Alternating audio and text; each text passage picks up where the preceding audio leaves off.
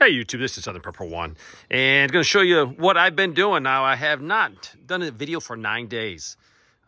Been busy preparing. So much fear on the internet.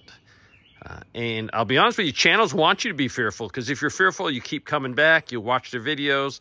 I don't want you to be fearful. Faith over fear. I don't want you to be foolish, though. I want you to know what's going on and not dwell on the negativity.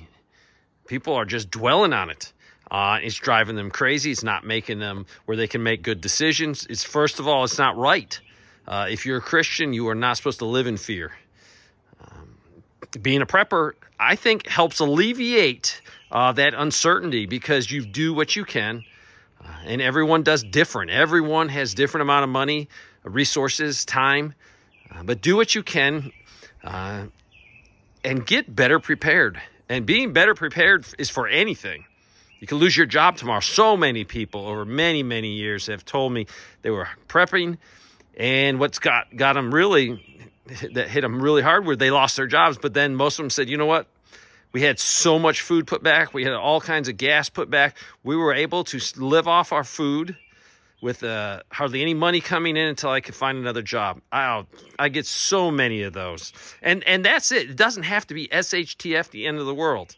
But I will tell you, the power grid is vulnerable, and they will, be it China, be it Russia, be it Iran, be it North Korea, whoever it is, or even our own government that wants to take more control, the power grid could go down. So I've been very busy trying to get where I can shut the gate. My philosophy is shut the gate, put the padlocks on, and we're good for whatever. A year or 2, 3, indefinite. That's my goal. Your goal might be different. Your goal is maybe, hey, I want to survive the next hurricane, or I want 2 months supply of food and water. Every person is different. I just want to be self-sufficient as much as possible. So I am so busy with so many projects. As you can see, the power shed, there's not much done on the outside. I had a buddy come over today. He's a firefighter, and he helped me and Nate pour that concrete. That was a big old hole there. And what we did was we poured it, because I needed to do some more work in the power shed, but I need a work table. It's so much easier. And that creates a great working, environment. We can do a lot of stuff. Doesn't have to be solar related with the power bar. It could be anything. If you want to just come out over here and pot up some plants, you definitely have a nice work surface. Anything you can do on your homestead that's made out of concrete, block, anything, do it. It doesn't need really any maintenance. Occasionally, you might want to seal it if it's outside concrete. Just seal the surface, protect it. But it's going to be here 20 years from now, 30 years from now. I don't have to worry about rotting away. So this is an awesome area to work. Also, it's made to put the generator right here. I can put either the small generator or the bigger generator here, so I don't have to have it on the ground, not in the way of the walkway. So this is totally covered. Man cave is in there. So generator can go right here. We almost went and put this huge eye bolt so I can lock the generator, but we don't have that problem. If you live in the city, if you're going to pour some concrete for your generator, think about how you could secure that with a chain. So they would have to cut the chain. So generator can sit here, and this right here will backfeed the system. I got the panels on the roof, but if I have lots of cloudy days and I'm using tons of power, set the generator up, backfeed the whole system, and charge the batteries. So we poured this. Basically, this is a 12-inch concrete wall. As you can see, I'm not a block mason, so I dry stack everything. You put your rebar in it, and then you fill it solid. And then we put a board on top and did a 4-inch cap on top of it. There's the block. This is the cap. So we created this huge work environment area for us. So the blocks keep going, and eventually this is going to tie into a wall going that way. So this is also good because it's going to anchor and be rebarred into that other wall to make it stronger. So the handle, I don't know if I told you this before, this is a free handle. These come on big windows. Usually have these on the side. So when I used to work construction, I saved these, and they're awesome handles. Also, I got my dollar sign. A business was going out, a big place, and they had a ton of signs that they used in their industries, and $1 a piece. I think I only got one of these. I was wanting some more to give to Mr. Off Grid, because he would love to put one on his power box, or power shed. And definitely we keep the fire extinguisher here. In the winter, we usually put it inside because it's extreme cold. I don't know if it hurt it, but I don't take any chances. So let me show you what's in the power shed.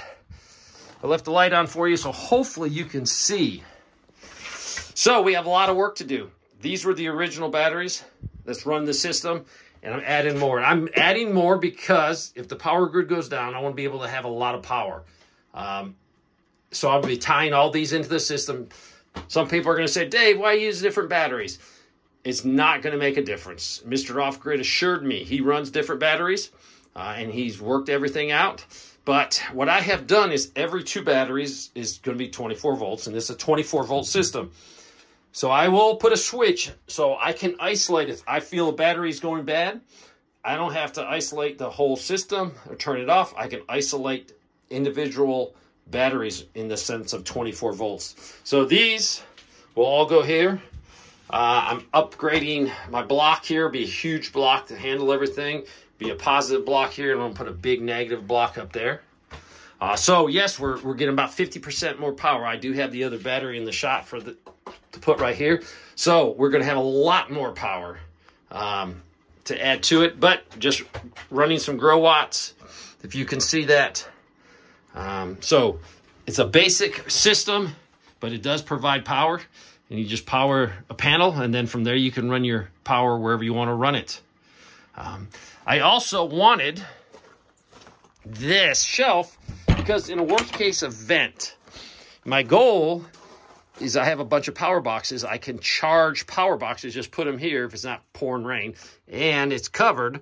So unless it's really blowing, I can put power boxes here, and I think I'm going to add an external outlet right here, and I can just plug that power box in. And the reason is this will act as the main charging station, so I don't have to run a bunch of panels or folding panels.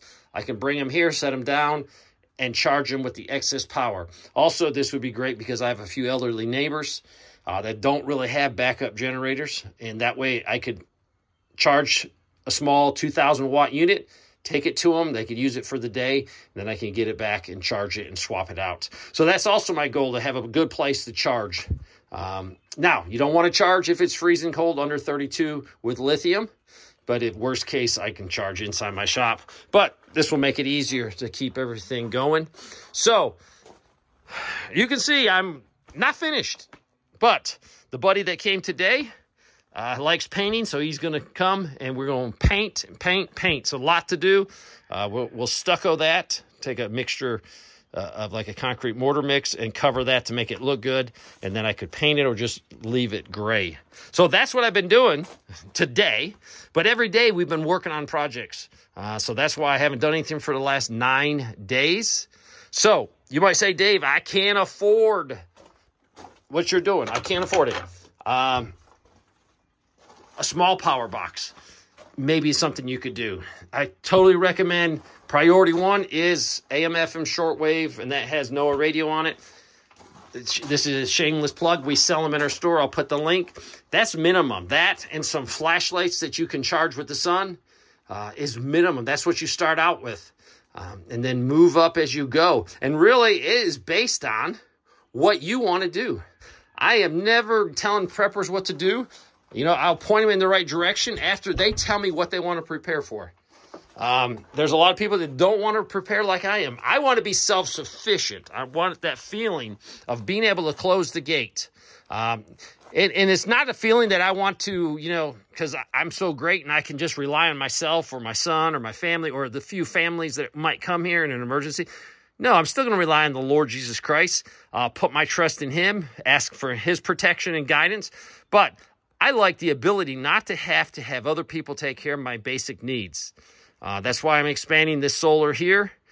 just to give us that capability.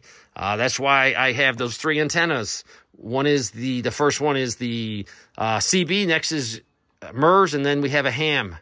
I want to be able to communicate, so I'm trying to do everything to be more self-sufficient. But I don't want to come across fear. There's enough channels pushing so much fear, and fear sells. Fear makes you lots of money. If you push fear every day and catchy titles of the world's going to end, and really, I am tired of looking at videos that people send me and say, watch this, because every other day, the world is going to end by some of these channels, literally. I started making a list of the last few months that these people put videos out. The world should have ended many times over. So, don't operate out of fear. Operate out of faith. Don't be foolish. Make some preparations. The grid is vulnerable. The situation financially is extremely vulnerable. The situation with Russia and China, very tense. I think we're trying to get involved in Ukraine to hide some things that we've done over there, and also to protect the petrodollar, the Federal Reserve note. That thing is going to crash. The BRICS nation will be the world leader financially. So let me end this. I could ramble on forever, but I'm busy. I hope you're busy. I hope you're not wasting a second of your time getting prepared. So hopefully in the next few weeks, we'll be getting some paint on here, trying to get some things done. Thanks for watching.